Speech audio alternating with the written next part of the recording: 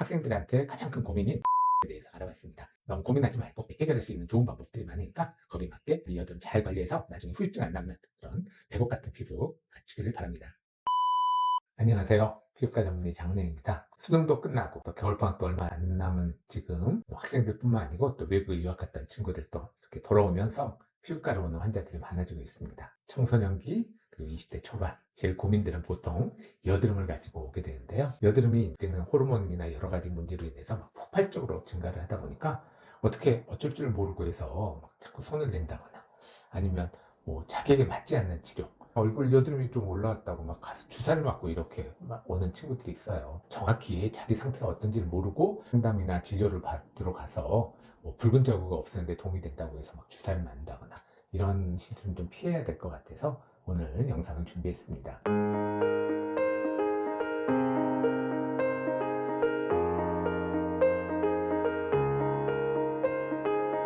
여드름에 생기는 원인이야 여러 가지가 있겠지만 청소년기는 일단 그런 호르몬 분비 과잉이 제일 크겠죠. 자, 이렇게 여드름이 올라와가지고 결국 우리가 여드름을 치료하는 목적은 제가 항상 강조를 하지만 여드름을 지금 당장 뿌리를 뽑아서 하나도 안 나게 하는 게 문제가 아니고 어느 정도 시간이 지나서 여드름이 다 가라앉고 난 다음에 평생 잘못하면 보기 싫은 붉은 자국이라던가 패인 흉터라던가 뭐 움푹 패인 그런 꺼짐이라던가 이런 게 생기면 그걸 이제 평생 어떻게 보면 멍해를 안고 살아가야 될 수 있기 때문에 그걸 예방하는 게 가장 중요하다고 설명을 합니다. 학생들한테 항상 강조하는 게 하루에 2번 꼭 세안을 꼼꼼히 하고 절대 짜지 않는 습관이 중요해요. 이게 한번 짜기 시작하면 공부 스트레스 뭐 여러 가지 스트레스를 잘못하면 자기 얼굴에 하는 친구들이 있습니다. 그래서 거울을 보고 짠다던가 아니면 습관적으로 잡아 뜯는다던가 이게 제일 나쁜 것 같아요.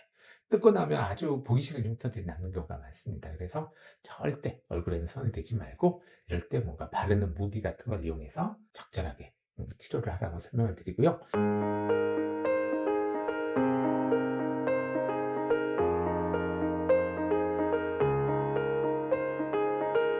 자, 그럼 이제 피부 상태를 보고 지금 여드름이 막 진행을 하고 있고 많이 난다. 어느 부위 가릴 거 없이 얼굴 전체적으로 막 여드름이 난다고 하면 이건 전체적으로 여드름을 좀 가라앉혀주는 치료가 필요합니다. 요즘은 이렇게 여드름을 가라앉혀주고 피지선을 파괴하는 그런 좋은 치료. 뭐 대표적인 게 골드 PKT 같은 치료가 있고요. 또 이렇게 국소적으로만 파괴하는 아그네스 같은 치료.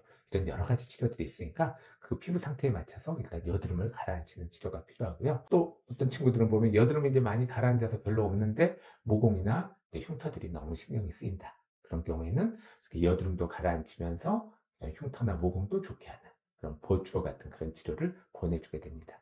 자, 이런 치료들은 학생들의 그 본인의 스케줄에 맞춰서 병원에 너무 자주 오는 게 부담스럽다 보니까 뭐 짧게는 2, 3주, 한 달에 한 번 이런 식으로 스케줄을 조정을 해주니까요. 특히 또 뭐 지방에 있는 학생들 같은 경우도 부담 없이 또 유학생들도 자기 다시 나가기 전에 거기에 맞춰서 이렇게 보통 치료를 하고 있습니다. 여드름 치료는 다시 한번 강조하지만 후유증을 예방하는 게 가장 중요하기 때문에 후유증을 예방할 수 있는 치료를 위해서는 일단 본인의 상태를 정확히 진단하는 게 필요합니다.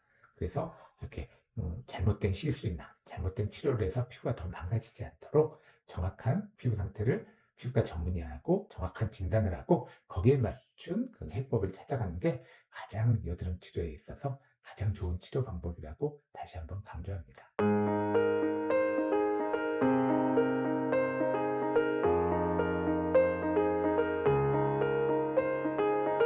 이런 치료뿐만 아니고 대부분 처음 상태에서는 먹는 약이나 바르는 치료를 먼저 권해줍니다. 그렇게 심하지 않았는데 처음부터 막 얼굴에 레이저를 권하지는 않겠죠. 그렇다면 먹는 약의 대표적인 치료는 이제 피지 억제제하고 항생제를 쓸 수가 있습니다. 근데 피지 억제제는 얼굴에 피지선을 말리는 훌륭한 효과에도 불구하고 성장기 학생들한테, 가임기 여성들한테 여러 가지 제약이 있습니다. 이 약을 처방할 땐 꼭 거기에 대한 주의사항을 설명을 하게 의사들한테 안내를 하고 있어요. 치료를 처방할 땐 꼭 저희도 설명을 하는데 결국 이런 여러 가지 안전장치를 가지고 있다는 건 쉽게 접근하는 약은 아니라는 얘기입니다. 그래서 대부분 처음에는 이런 항생제 계열을 먼저 치료를 하고 그래도 안 됐을 때 보통 이런 피지 억제제로 넘어가는 게 일반적입니다. 가끔 병원에서 보면 저 피지 억제제 처방받으러 왔어요. 이렇게 환자들이 너무 단정적으로 하는 경우가 있는데 전문가에게 의논을 하려고 할 때는 그래도 자기 정확한 상태를 말하고 거기에 맞춰서 같이 문제를 해결하려는 자세가 더 좋지 않을까 한번 생각해 봅니다.